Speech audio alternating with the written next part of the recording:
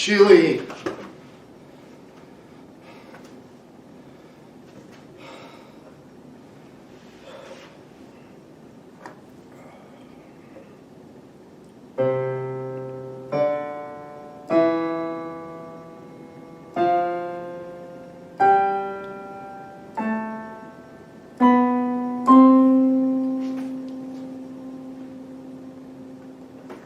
Cool. Hello, I'm Paul, and I've got gas.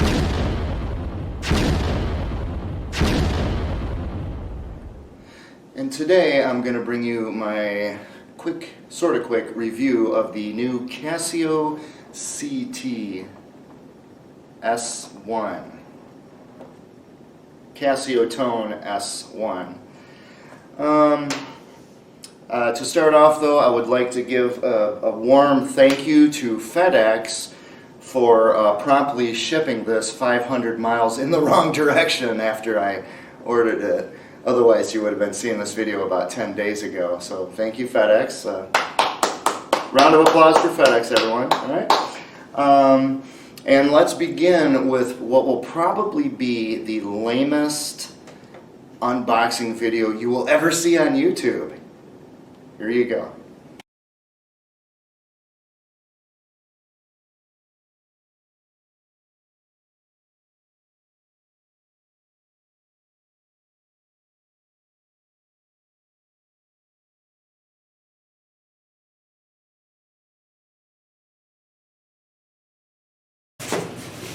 So here's what you got inside. Some kind of weird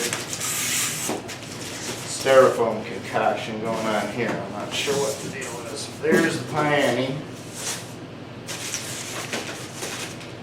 And oh, thank goodness, power supply. You know, Yamaha never includes power supplies with their keyboard, and I do not know why. We got this, I don't know, some kind of, oh, okay, it comes with a music stand.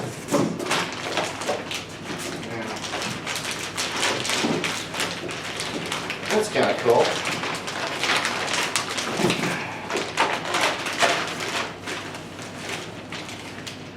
So it comes with a music stand, so you can put your music on it.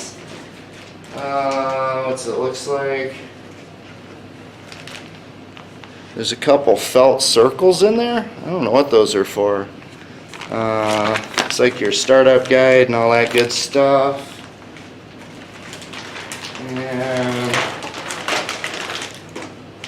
Bachman Turner Overdrive 8-track tape. And that's it. That's all that's in there, folks. Okay, and by way of preliminaries, I should mention the reason for the hair here is the business here, the management, they kind of like to cut costs on things like air conditioning when it's 96 degrees outside, that kind of thing. So I just stuck my head underwater before starting this video. It's the only way I wasn't going to just sweat through the whole thing, so I apologize for my appearance. I don't play keyboards or piano. My main instrument is drums. My secondary instrument would be guitar, and then perhaps bass guitar, at least as far as recording. I took one class in piano back in college as an undergraduate, and that's where I learned to do this masterful.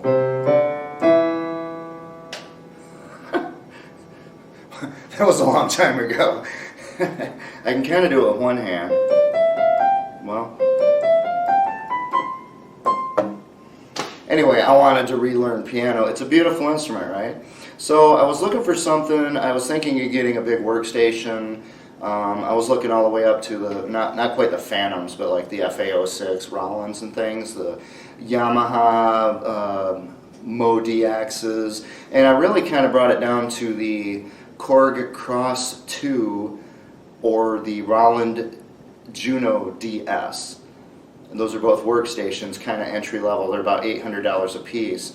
And in the end, I decided that my real goal with this was twofold. It was to relearn how to play piano, or at least maybe for the first time in my life learn how to play, you know, some semblance of piano and keys and holding your fingers properly and things. You know, I remember some of the scales.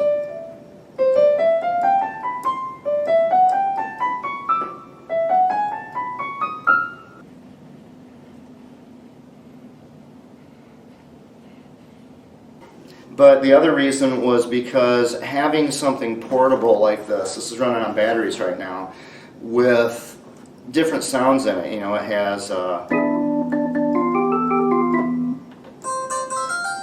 know, it has different sounds in it, but mainly the piano, just kind of for inspiration for songwriting, composition and things. And if it's good enough, maybe record it out into my DAW to flesh out later. And I just couldn't really justify spending the extra cost for the Cross or the Juno DS. Who knows, I might get one someday because I really like the sound design aspect of those. This, however, the Casio CT-S1 is a different animal. It's very stripped down, bare bones basics, but has really good sounds for what it is. Now I'm going to tell you what I know about this keyboard.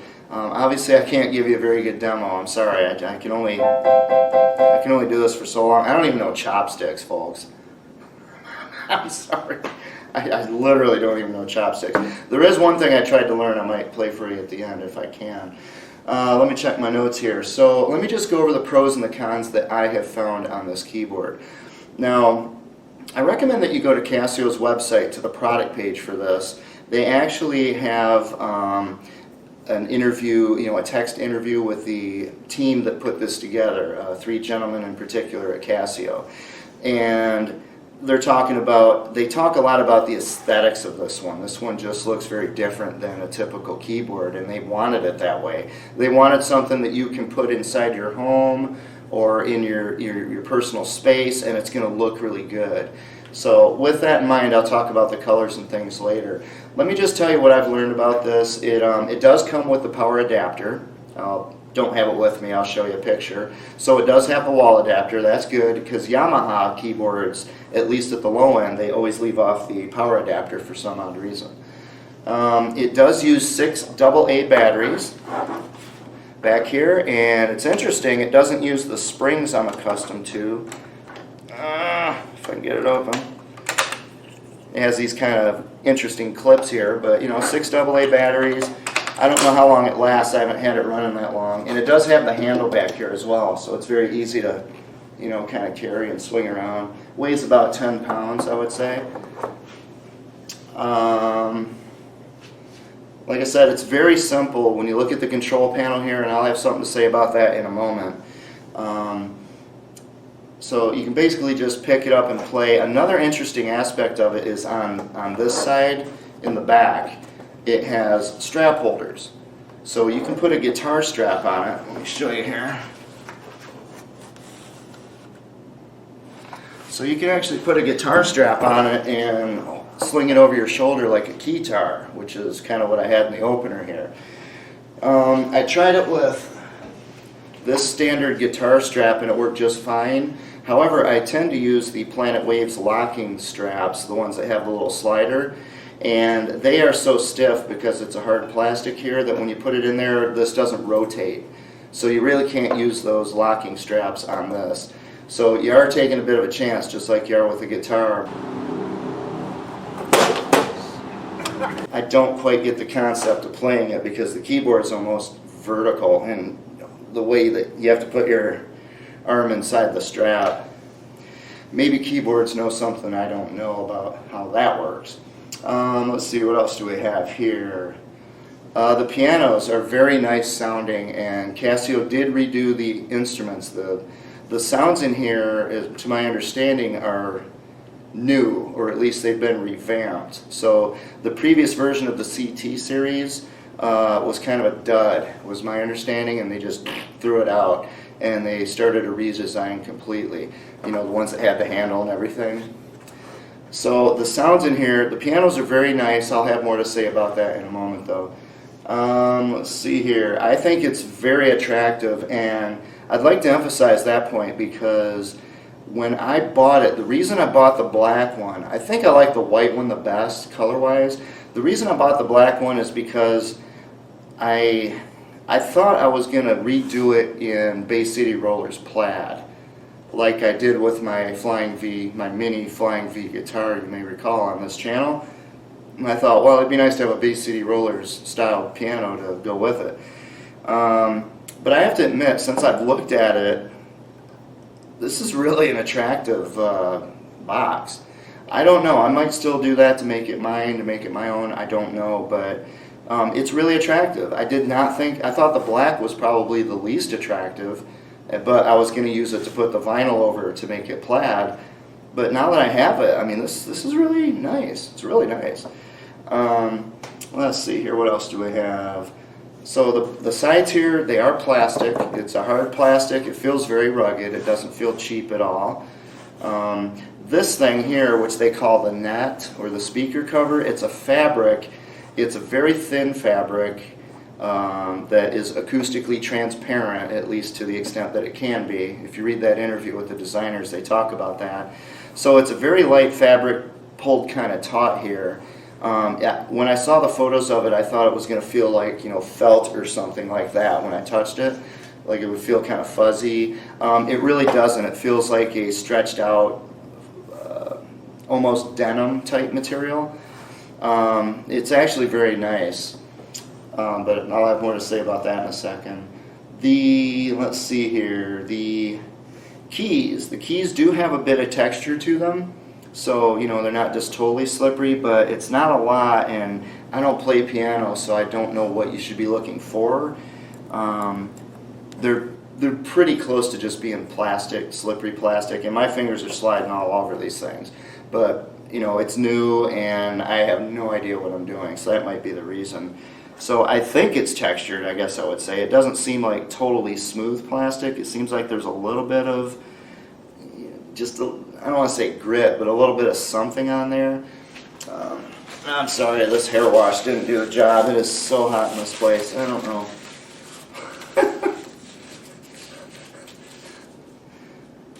How much can it cost to run air conditioning for an empty skyscraper? Come on, do it for me, folks. Do it for me. All right. Let's see. Even the bottom is deliberately molded to be stylish, according to the designers, and it's interesting. And the reasoning on that is that you're going to be carrying it around, so they want it to look kind of interesting back here. So they really took everything into consideration.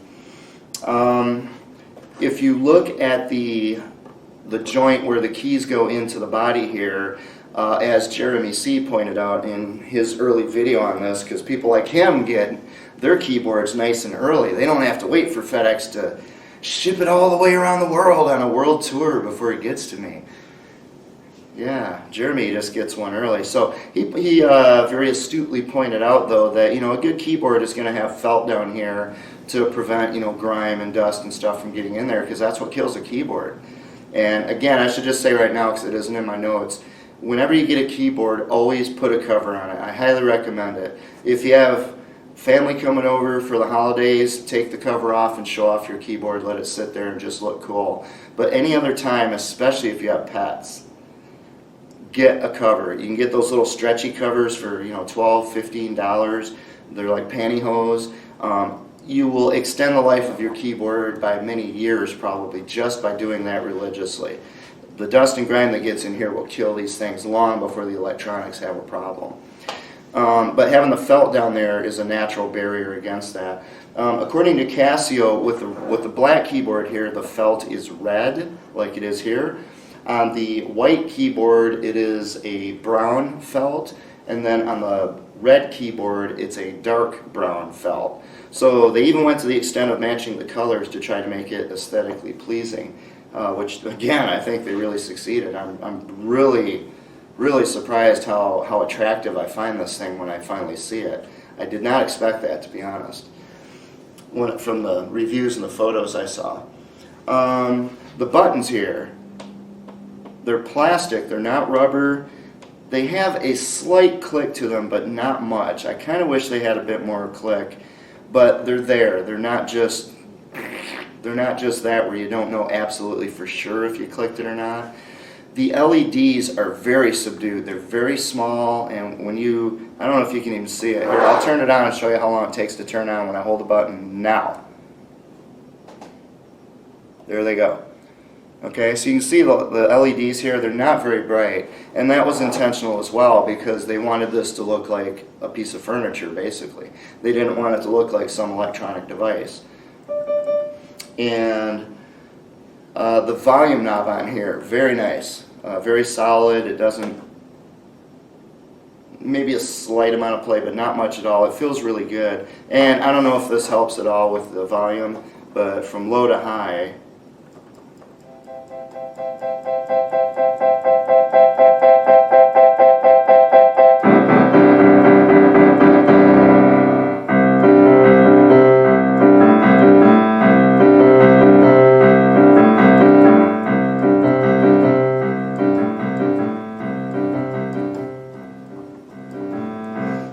so it has a really good volume to it, but that will, I'm going to have to talk about that on the cons here in a moment. It has the engraved Casio tone here and Casio there. So it you know, kind of carved in there, and according to the designers that is 3 times deeper than usual for those kinds of engravings. I'm actually thinking if I don't do the Bay City Rollers plaid thing, I don't know, I might try to get something to fill in those to give them some style. Like, I don't know if you can get some kind of material that looks like abalone, like you would have inlays on a guitar, and maybe fill it in there and smooth it out. I think that just, you know, I want to do something to make it mine.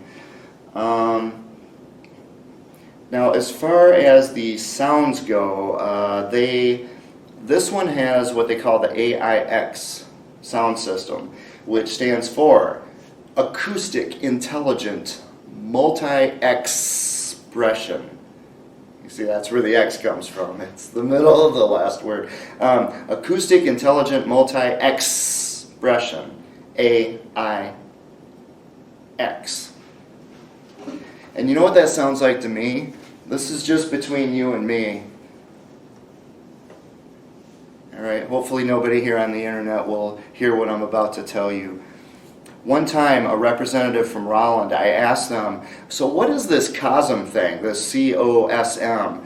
You know, whenever they have their guitar modeling and everything, it's called COSM. And I said, well, what is that exactly? What is this technology of yours? And maybe I shouldn't say this, but the implication I got was that it's basically whatever it is they're doing at the time. In other words, it's not really a technology, it's just a label that they give to whatever it is they're selling you, and it could be totally different from one to the next. I kind of get the feeling it's the same thing here with Casio, but I don't know. They might have some real technology going on. I think they do, actually, in terms of how they generate the sounds. They sound really good. I mean, for the price, this thing's $200. You know, again, I can't play, but I mean, that sounds really good. Some of the other ones, maybe not so much, but anyway, we'll get to that. It does not have aftertouch, but it does have some features that I really haven't been able to look at yet, but it has some features where if you hit like a note, but then you hit a chord, it brings in something else. I haven't really figured this out yet. I've seen demos of it and I got it to happen once, but if you hit a chord, maybe it's on the piano after all. Can't go backwards. That's one of the things with this. Whoops. Oh, here we go. See, I can't remember, but on one of these settings, the harder you hit it, it brings in some, like a layer with the piano and a synthesizer pad. So it does have some features built in for expressiveness, but you got to kind of read the manual and learn what they are. I haven't really figured it all out yet, obviously. But again, I got it just for straight up kind of learning my scales all over again, trying to learn a few songs, things like that. One neat thing with it, and I can't show you because I can't figure out how to access them, which is one of the cons here. they put in a whole bunch of the sounds from their early keyboards, the CZ and VL1, you know, those little mini keyboards. So they brought back, along with this new set of about 60 sounds that they have in here, they have a bunch of these old Casio sounds. I have no idea how to bring them up on here, and I'll talk about that in a moment. Now, since I don't play piano, I don't know if this is normal or not for a piano, but if I hit it and just hold it, I know a piano is going to have to fade away, right? Because it has strings and they're going to slowly stop vibrating. Okay, I guess that one did. It seemed like over here, you see right there the you know, attack. What is it? Attack delay ADSR envelope. It seems like you hit it, jumps up, drops down a bit, and then it stays there, sustaining a little longer than seems a little natural to me, at least at this octave.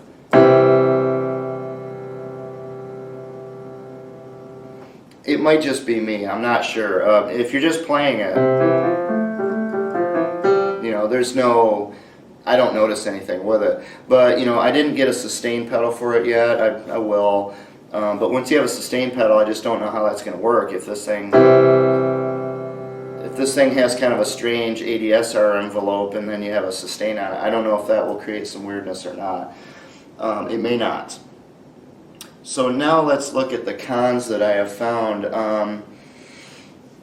The speakers in here are actually only like right here at the ends. They're kind of oval, about that big. Everything else is just the circuit board's under here from what I can tell. So in fact, if you feel it, it feels nice and flat. There's a hole in the center, but only when you get here do you actually feel the port, the holes.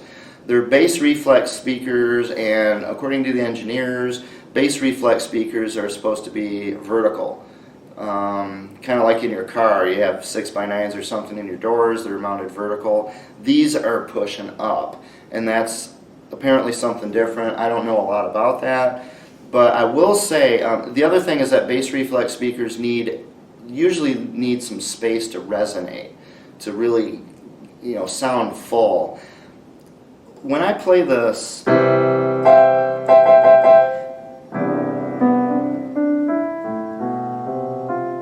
just pretending that I know how to play.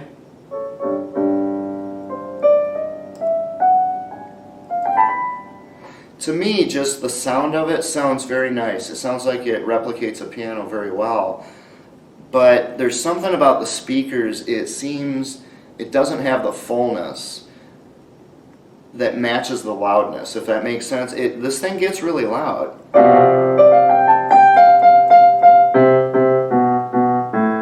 And maybe I see it more on some of the other sounds.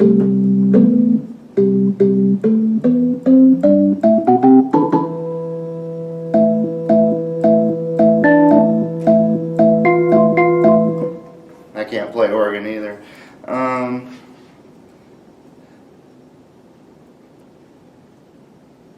To me, the speakers by themselves sound a little tinny. They don't sound full. But this could just be an illusion because I am used to using, frankly, most of the time I'm using, for anything audio, I'm using professional headphone monitors. So it sounds better than pretty much anything anybody else hears in the world, right? That is, I mean, through cans or speakers. So maybe I'm spoiled and this really does sound great. It doesn't sound bad at all, but it doesn't sound like, when I've heard the videos online, I thought, you know, that sounds so good. I bet you could just put a microphone in front of there and record it. Or let's get back to the piano.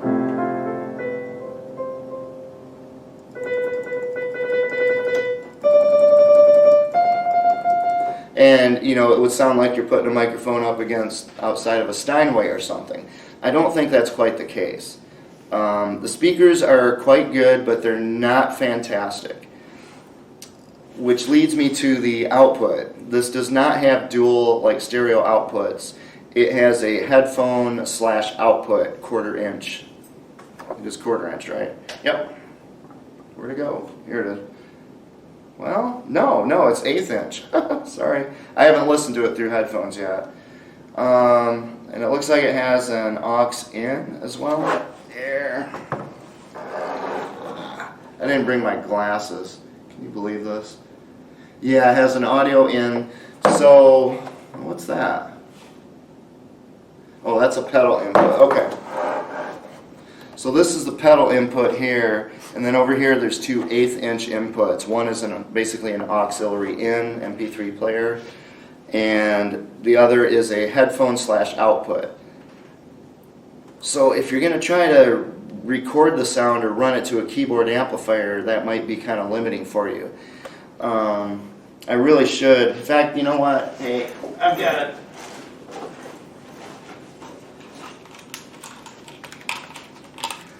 I carry some beat up monitors with me. Let me just hear what this sounds like real quick.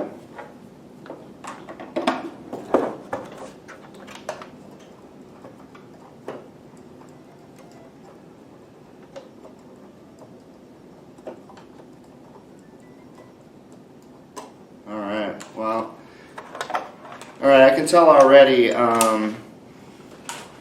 what I'm hearing through the headphones there sounds much more impressive than what I'm hearing through the speakers. So presumably if you go through the output, you know, to a recording device, it's going to sound that good. I think it's the speakers themselves that are limiting it, is what I'm getting at. The engineers did say that they considered using a sound bar, you know, like those sound bars for home theaters and things, but it wasn't feasible. You know, they had to pack a lot in here, but you've got to have some room, just like a guitar. If you have a hollow body guitar or something, or an acoustic, you need room for it to resonate, you know, give it some life. And it's the same thing with these speakers. It's very limited with the amount of space because they made this very slim. And that's one of the biggest weaknesses of this, and I hate to call it a weakness because I know what they were doing. They were so focused on making this aesthetically pleasing and fitting into your household or your environment, being something kind of stylish, that they had to make, when it came to making sacrifices between the functionality and the sound versus that aesthetics, they seem to have always went on the side of the aesthetics at the expense of the sound quality or the usability. And I'm not saying it's a big, huge problem. I still really like this keyboard, but be aware of that. It's not a perfect thing. I'm not going to say if it's good or bad. To me, it's a con, though, because, you know, I want the best sound, and I certainly want it to be usable. I think I'll get into that in a second here. Let's see, what else do we have? There's not much bass sound, as I told you.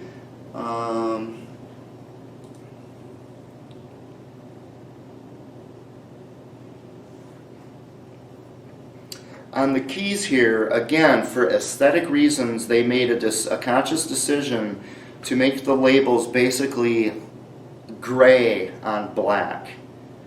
So the labels are hardly, from here without my glasses, I can't even tell there's any labels on here. As I get closer, I start to see that there's something there, but I can't see what these labels say at all without my glasses. And if it were darker in here, I would not have any idea what these things say. So their goal was they didn't want that contrast of the white on black for stylistic, aesthetic reasons, but that really hurts you in terms of functionality. You know, what if you got this for a lot of people to share or something? Every time someone comes over, they're going to have to reanalyze the situation. Well, how does this thing work? You know, I can't read it. What's that say? How do you do this? And I'll give you just one example. There are no buttons dedicated to shifting the octaves like you would have on a MIDI controller. That I found very disturbing because the very first thing I sat down to try to play when I got this, I immediately ran out of real estate over here. And I couldn't shift the keyboard over. Now it can be done apparently, but you have to do it like, you know, some Rube Goldberg device thing. You got to push this and hold that and make your head spin 360 degrees and shout some incantation before it'll shift the key. It isn't the way, this is a keyboard. If I need those keys down here or I need those keys up there, it should be a matter of just bing and it's there, just like on a MIDI controller. So I like what the designers at Casio were going for with this, but I gotta wonder what they were thinking when they put the aesthetics before the playability and the functionality and the sound. And the obvious inference from that is that they did not intend for this to be something that is entirely usable for a real musician. Now, I don't know if that's true, but from the interviews, again, it looks to me like they built this for people who just want to sit around and kind of hack on something. Or people who want to learn piano, perhaps, which is great if I could shift the keys back and forth. But it looks like their target audience with this was not really musicians. So be aware of that. In fact, the three designers of the thing, as I recall, all three of them do not play keyboards. They don't even know how to play this thing themselves. So,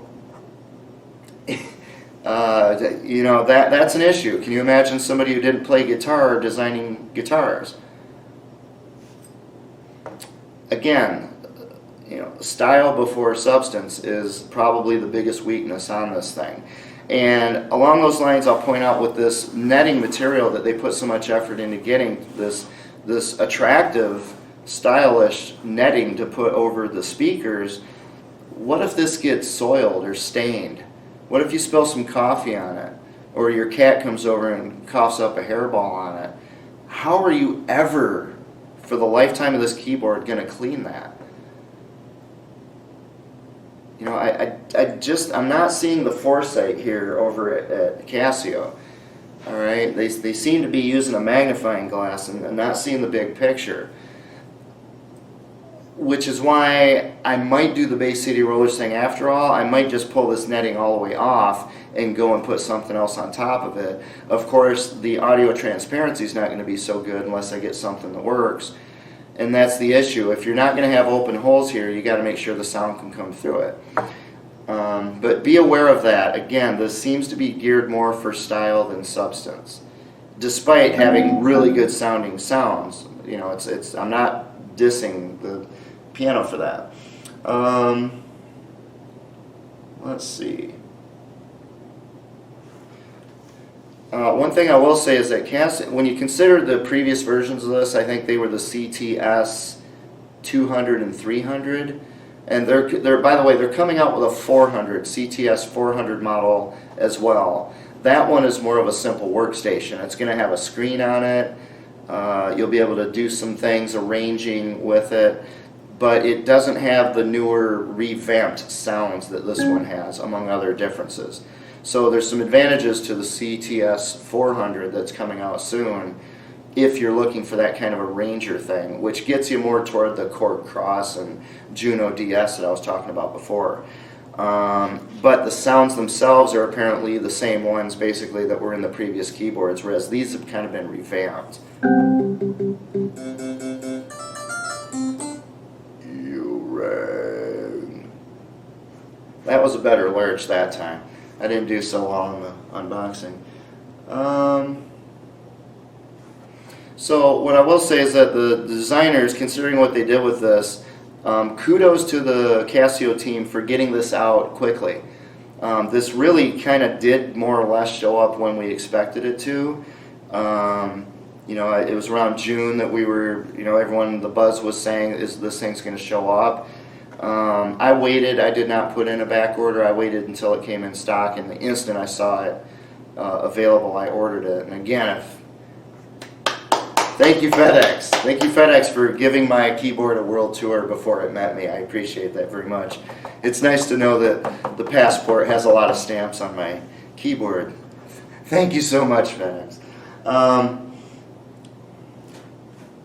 Again, aesthetically, the black one and let's see here, the black one and the white one have black strap holders here. The red one has silver strap holders. So again, just like the felt being a different color depending on the color of the casing. So that's nice, but again, look at the effort, and if you look at the interview with them, they describe the effort it took, at the 11th hour, as they say, when they say we want to have different color strap holders, or we want to have different color felt, or we just want to have different color keyboards right at the last minute, and the whole team had to scramble to make it happen. On the one hand, I have a lot of respect for them being able to make it happen on a time frame. Like I said, it seemed to have been delivered on time, which is great. But on the other hand, all that energy and effort and resources could have gone into the functionality of this thing, such as putting octave buttons on it. Alright. This one, unlike one of the competitors for this, would be the Roland Go Keys, or Go Piano probably, which is a bit different. It's kind of a lot different, but it's same. It's the same genre as what this is. The Go Piano, I believe, has Bluetooth built into it. This one does not. It has two USB ports. One is for going to your computer. It's a small Type C or flat one. And then it has the big USB. That is only for a Bluetooth adapter you can buy. I don't know how much it is. I can't remember. $60, $70 maybe, something like that. But you buy the little Bluetooth adapter and plug it in, and this has Bluetooth. I personally like that decision. I think that's a good one because I don't use Bluetooth to speak of. It's not to say I wouldn't. I don't have any smart devices. I don't have a smartphone. I don't have a tablet. But if I did want to communicate this to my computer, because I do want to use it with my computer and my DAW, the Bluetooth might come in handy at some point. But the thing is, I didn't have to pay for Bluetooth functionality that I will not use when I bought it. That's a separate cost. So it brings the cost down and it lets you decide, do I want to pay extra for the Bluetooth or not? I like that.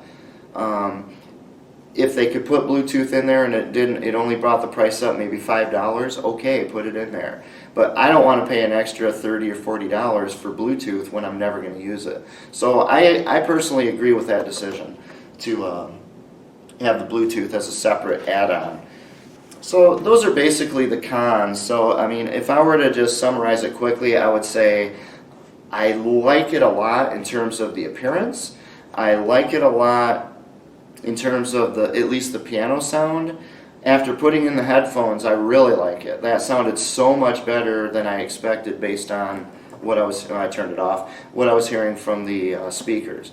The speakers are disappointing, but you can kind of see why. It's just the nature of a box that's this size. If you want a piano that's this small, the speakers aren't going to be capable of producing really better than you have here. It's just the way it is. But they put so much in terms of style over substance. Things like not being able to just have octave buttons is bad enough, but what about all those sounds from early Casio, the CZ and the, what is it, I forget the other one, but you know, the early keyboards, the little mini keyboards they put in here. So they packed it up with all these great old sounds, but how do you access it? I mean, right now, since I forgot my glasses, I literally cannot see this. I have no idea what any of these say. I've just kind of figured out what these two buttons in particular do. But I can't even, without my glasses, I mean, there's no contrast.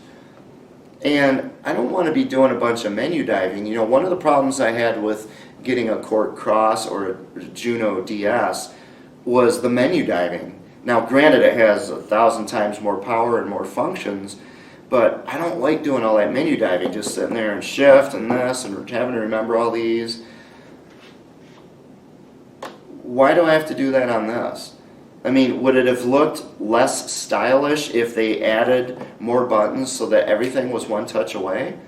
Then, if you can accept that that still looks attractive because it is a musical instrument, it's supposed to have controls. Have you ever seen a saxophone with no keys on it? Sorry, folks, it's got to be there. You ever seen a flute with no holes in it? It's got to be there. It's the functionality. Well, it's the same thing here. They really should have, I think they should have kept the style that they have. It's fine, even with the speakers, it's acceptable. But they should have made this thing much easier to use. And that includes making the contrast much better on the, I literally can't see this. I will have to either use the computer to blow up the manual, or I'm going to have to go get my glasses, or I'm going to have to, my Swiss Army knife has a magnifying glass. This is ridiculous. I should not have to do that to figure out how to do something. I mean, I can't even read these enough to give you an example. One of them is highlighted, but I can't see what it says. I mean, I just don't know. The other thing I'll say is that, and again, I don't really understand how this works. I don't use smart devices, but it Casio's software is called Chordana, and I think this is what I'm seeing on YouTube. When you see, it looks like Guitar Hero for keyboard. You see somebody playing the keyboard and you see the lines coming down toward the keyboard, and they'll show you which keys you're supposed to press. Really, really neat. So you get something like 30 days free of Chordana, which I don't quite understand, because that implies that you actually have to pay for Chordana after 30 days. Now, granted, if you're doing that to get sheet music to play, I can understand that. But the Chordana or whatever app itself, you know, if you're playing and it's displaying these, you know what I mean? If it's something that's unique to you, I would expect that software to be free for that purpose. Like if you're going to transcribe what you're playing, you're not stealing someone else's work. So I don't quite understand what the Chordana does, but if it is that software I'm seeing on YouTube, it really is neat and it really is helpful to learn songs. The only thing is, kudos to Casio, because the app is for both iOS and Android. There's a lot of manufacturers out there that for some reason are only making their apps for iOS. And I don't understand. I want nothing to do with Apple. Nothing. I'm sorry, that's me. I don't like the company. I don't like the way they function. I don't want to know that Apple even exists. That's me. Well, what does that leave me with? It leaves me with Android, which probably isn't much better if I looked into it, but it leaves me with Android if I ever were to go to smart devices. Too many companies do not offer an Android alternative. Casio apparently does, so good for you, Casio. The downside is that I don't see where this works with a computer, like a PC, which I use, or a Mac. That's a bad thing, because I don't plan to go out and buy a smart device just to use one app on this piano. So if I can't use it with a PC, the Chordana is useless to me, and that's a shame, because it looks like it's some really neat software. You might want to subscribe to this channel just if you're interested to see if I do modify this. If I do some modifications, I'll show you what I did. It'll probably be a while, but I'll show you what I did. Don't know if I'll change it or not. Like I said, it is really pretty, but the menu diving, and it doesn't seem really quick and easy. It should have come with just cards, a card that just tells you what to do here and there, and perhaps it did and I didn't see it. I didn't look real well through that yet. So with that, I've got to go eat and end this video, because like I said, I'm not a keyboard player. I don't want to take too much. By the way, did you see how long that took to boot up? I'm going to turn it off. It's on right now. So this is how long it takes to turn off when you hold it down, and the light just went off. So that's how long it takes, and it takes about that long when you start up. So push it, and there's the lights right there. So that's how long it takes to boot up and shut down. And that's my review of the Casio CTS1. Hopefully a year from now I'll actually be able to play something with this. Overall, for $200, I'm glad it was available. It's the right size, it's the right shape, it's lightweight, it has the handle, it looks good. The piano sounds at least are very good, and from what I heard in the headphones there briefly, I really liked the other sounds as well. It had a really good sound to it. The question is, will I live long enough in the future, because I'm getting up there in years, will I live long enough to learn how to access all the functions with these few buttons? That's the question. So again, if you want to see if I ever change this up, subscribe to the channel, please. I hope this helps somebody out there decide what to do. I would recommend it for $200, absolutely. I think it's great, and the other colors, it comes in red and white, both very attractive. All right? And that's all I have for you today, folks. Thank you so much for watching.